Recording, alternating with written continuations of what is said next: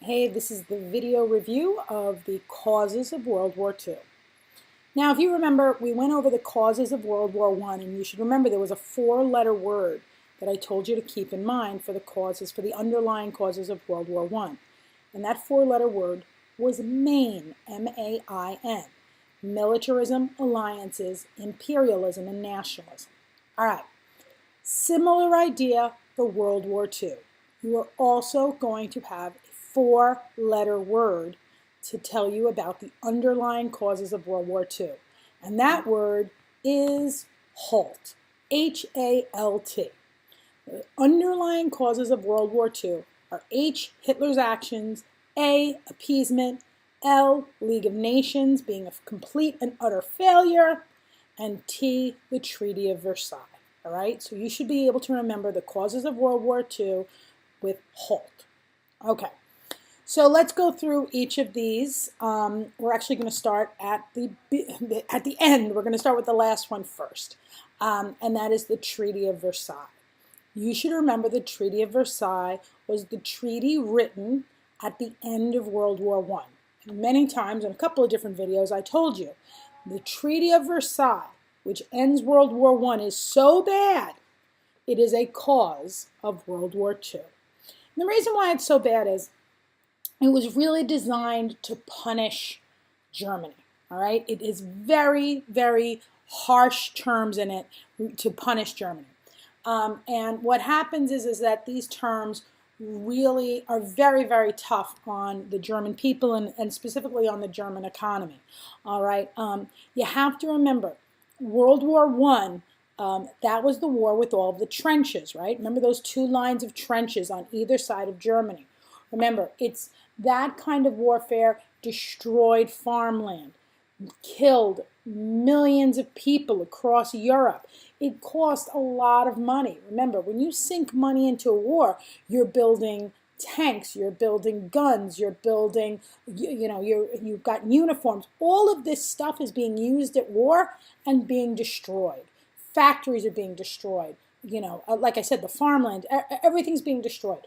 So generally speaking, going to war is not good for a country's economy, especially if the war takes place on your land. If the war is taking place on your land, it is not good for your economy, generally speaking.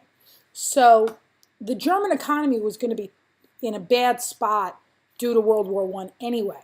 But the Treaty of Versailles made a bad situation a lot worse. What happens is as part of the Treaty of Versailles, Germany has to sign the War Guilt Clause. That means that Germany takes full responsibility for causing World War I.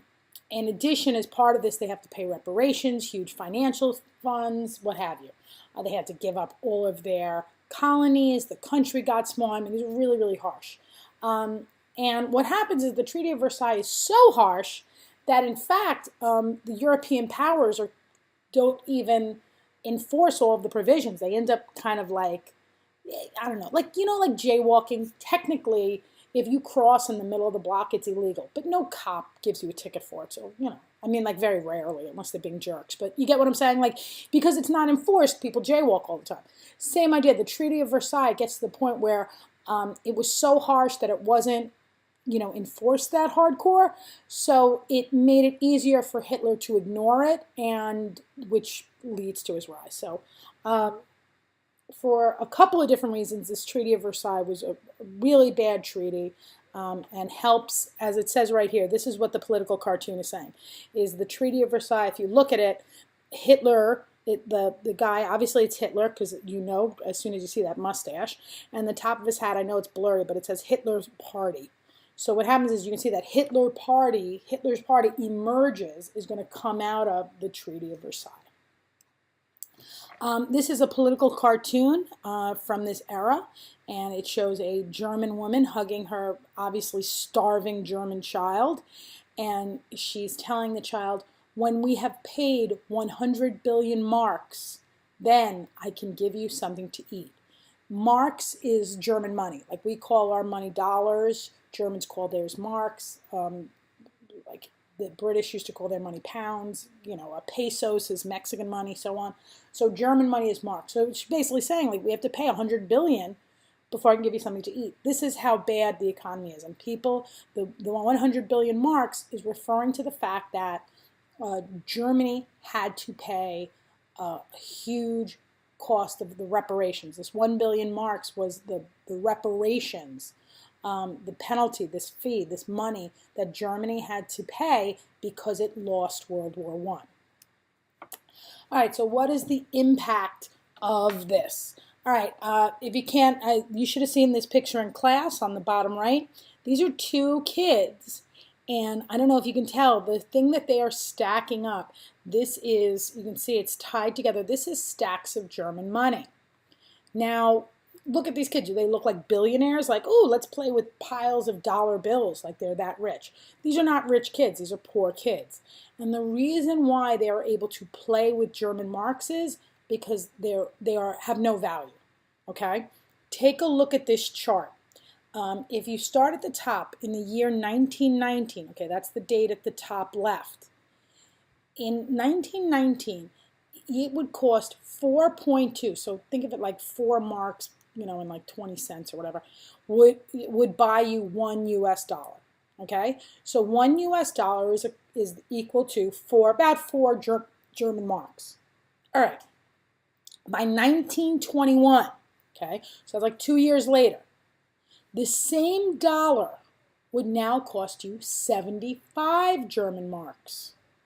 It's a big increase, right? So that shows you that the value of the mark has gone down. They have to, the US dollar is much more expensive than the German mark. The mark has lost value. 1 year later is 1922. Now, the same dollar, US dollar, would cost you 400 marks. And now look what happens in 1923. From January of 1923 to November 16th of 1923, look what happens to the value. The same US dollar costs 7,000.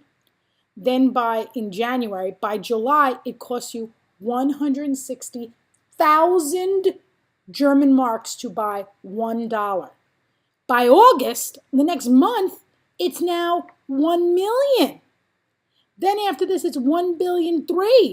Like this is going into trillions. It's insane. The money is worthless. Okay, so this, when money loses value this quickly, it is known as hyperinflation. Hyperinflation. Inflation means the value of your money has gone down. Hyperinflation is what we see in front of us. This is where the money is basically like worthless.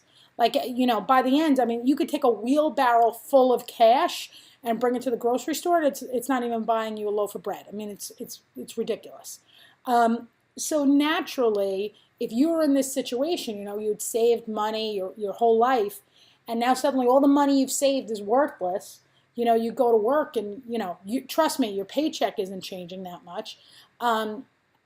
It's got to be terrifying. I mean, literally the economy stops working. I mean, people are going to start bartering now. You're going to start trading to try to buy just even basic food and things.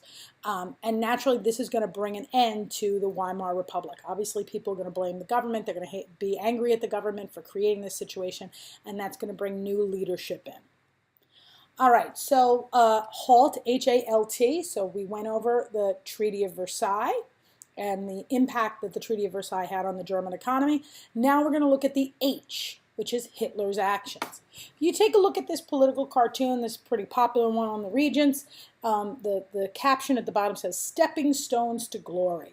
So basically it's the stepping stones. What steps is Hitler taking to get to this great era, the great end, his glorious end? And you can see the steps. He starts at rearmament. What does rearmament mean? When you arm yourself, it means you get yourself weapons. Anybody who plays video games should know this. You got to arm yourself with your arms. It just means you get weapons. So he starts to rearm himself. Rearmament was not allowed under the Treaty of Versailles. Germany was not allowed to have a standing army. It wasn't allowed to have certain weapons, things like that. Hitler ignores it and starts to rearm himself. After that, the Rhineland reunification. The Rhineland was a piece of land that Germany was forced to, that the Rhineland wasn't it was this piece of land between Germany and France. It had belonged to Germany. Germany's going to start taking it back. And again, it wasn't allowed to under Treaty of Versailles. Doesn't anyway. Puts troops back in the Rhineland.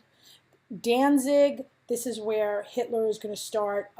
He actually takes over Austria, and all of these steps. He's just so aggressive. Hitler is so aggressive. None of these steps were allowed under the Treaty of Versailles. But Hitler is so aggressive, he just ignores the Treaty of Versailles and does it, and no one stops him. That's what this cartoon is saying. It's calling the leaders, you see all these people who are flopped forward, they're the spineless leaders of democracy. When you say someone has no spine, it means they have no backbone. So if you have no backbone, it's like you flop over. So basically, flop over, anybody can walk all over you, right? And that's what he's doing. Hitler is just walking all over.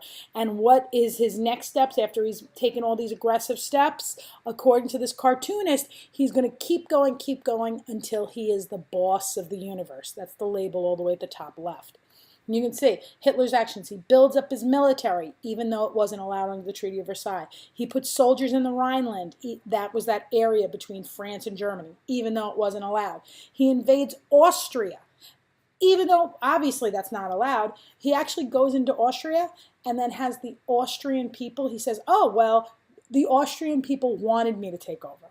And the Austrian people are like, no, we didn't. He's like, yeah, I had an election.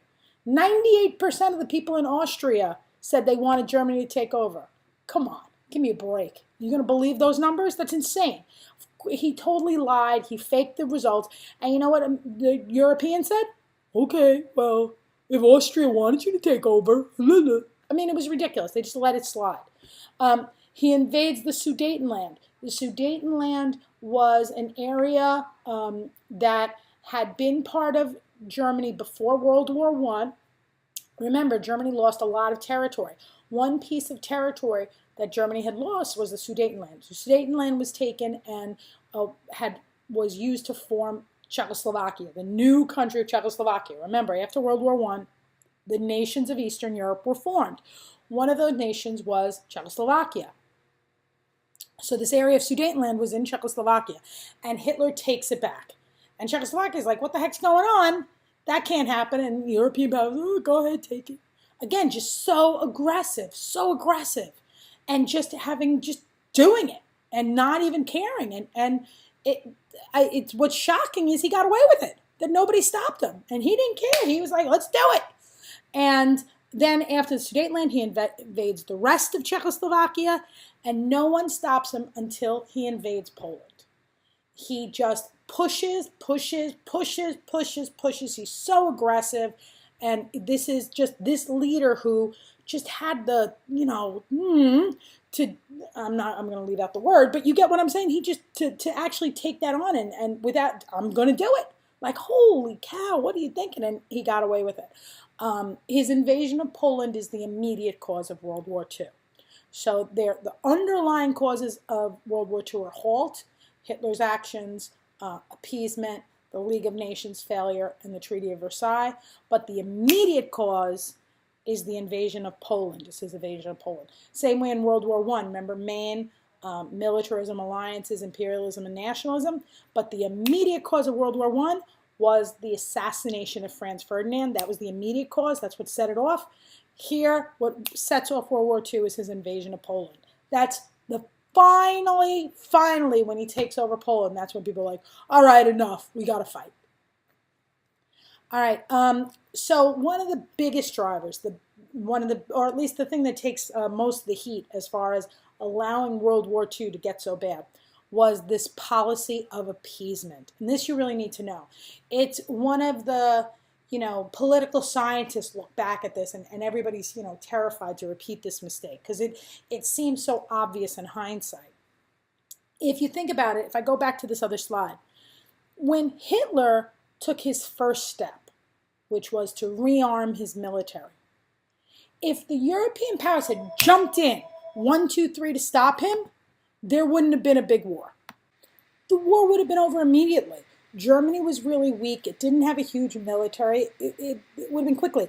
Even if they waited until he had gone into the Rhineland, Or if they tried to go after him when he first took over Austria, Germany would have been so weak, it would have been very easy to defeat Hitler. But instead, every time Hitler took an aggressive action, the rest of the world just let it happen. They said, give him what he wants. And this is this policy of appeasement. Appeasement means to give in to an aggressor's demands in an attempt to avoid war. And the policy of appeasement makes a lot of sense. If you remember World War I, so many people died. It had had such a horrible effect on Europe. No one in Europe wanted to go back to war. They wanted to avoid it at all costs. And so they were willing to basically give Hitler just about anything to avoid another huge war. You can see the cartoon on the left. If the style looks familiar, it should. It's done by Dr. Seuss, as you can see. And you can see the figure in the middle is labeled the appeaser. And you can see he's holding these lollipops. And the appeaser, the guy in the center, is telling these sea monsters, remember, one more lollipop and then you all go home. And that's basically the idea of appeasement, right? That you give him a lollipop, you give him a lollipop. But when he runs out of lollipops, he says, okay, I gave you lollipops now, bye-bye. Do you think they're going to go home? No, of course not. As soon as he runs out of lollipops, guess what they're going to snack on next? They're going to eat him. They're going to eat him. All he's doing is delaying it. And actually, in Hitler's case, appeasement was even worse than just delaying the start of the war. What happens is by delaying the start of the war, by not taking out Hitler early, you give Hitler time to build Germany's military, to build up his strength, and to put him in a position when the war finally starts that Hitler is super strong and very hard to beat. That's the problem with appeasement. You gave him the time and the space to be able to build up his military, so now he's much harder to beat.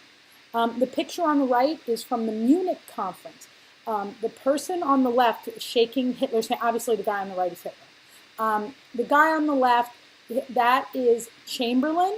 He is the Prime Minister of England.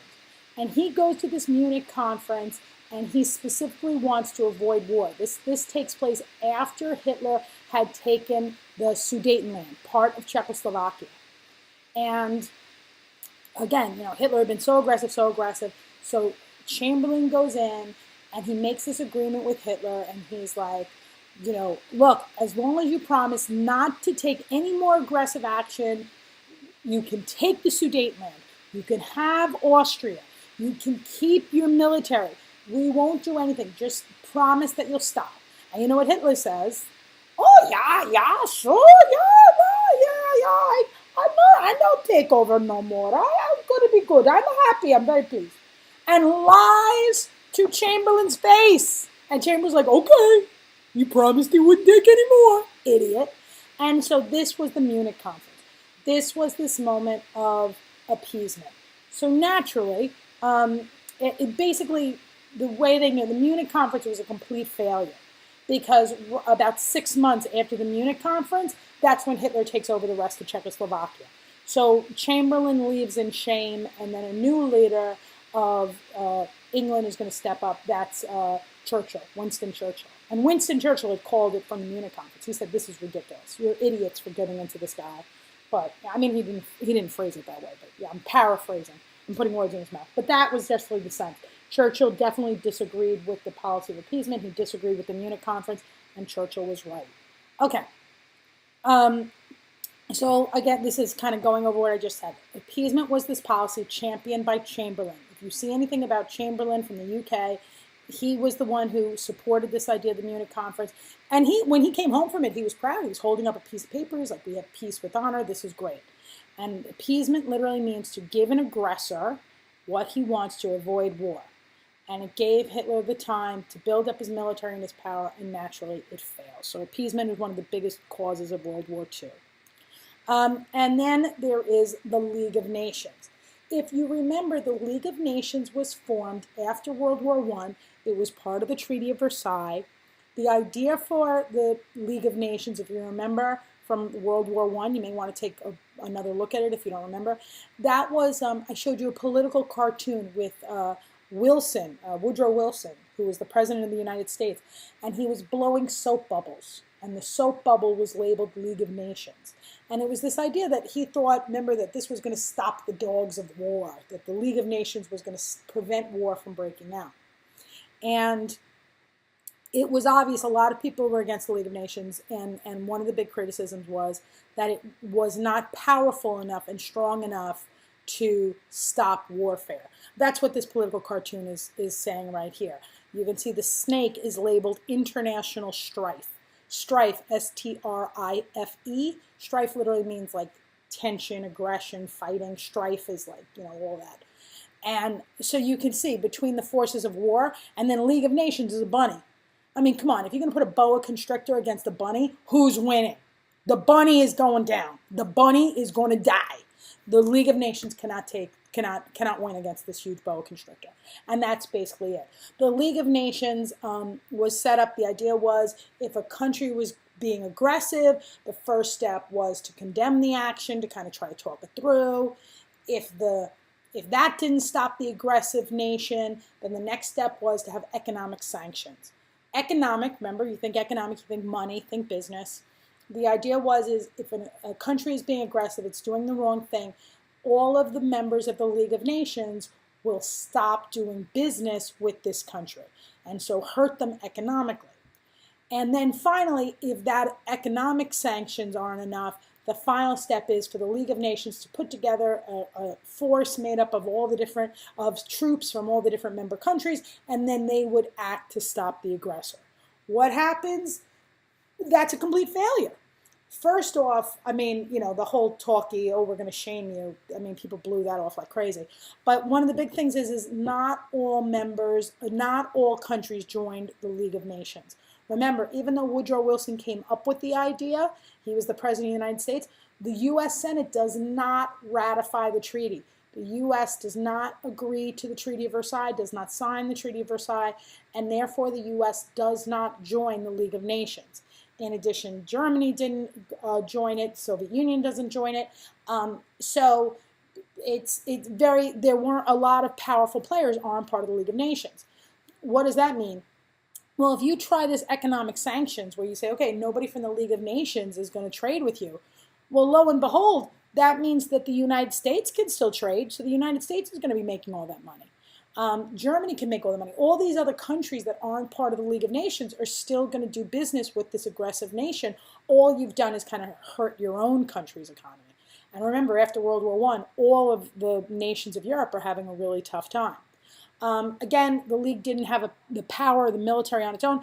So when the League of Nations turned to member countries and said, hey, give us some troops to go after this aggressive nation, all the countries are like, not me. I'm not doing it. I'm not sending you troops. No way. I'm not taking part. I'm not giving you anybody. So it basically, and then finally, all decisions by the League of Nations had to be agreed, 100% agreement. And forget it. It took forever for them to meet, forever for them to make a decision. They couldn't act quickly. It just was a badly run organization top to bottom. One example, so the League of Nations certainly did not stop Hitler. It also didn't stop Japan. I don't know if you remember when I talked about Japan. I talked about it in the presentation on the Industrial Revolution. I also talked about Japan during the presentation on imperialism. I talked about the fact that Japan was very aggressive and becomes very imperialist after the Meiji Restoration. And it starts a war with China, the Sino-Japanese War. In the League of Nations tried to stop Japan and condemned Japan's actions in China, tried to have economic sanctions against China. Tried to have economic sanctions against Japan. Okay, so tried to act against Japan, tried to stop Japan with economic sanctions. And you know what Japan did? They were like, boop, bye-bye, I don't care. And Japan quits the League of Nations, walks away, and that was it. I mean, it had no power over Japan, and it has no power over Italy when Italy becomes aggressive, and certainly no power to stop Hitler as well. All right, so that's it for the causes of World War II. Please come back for the next video on World War II.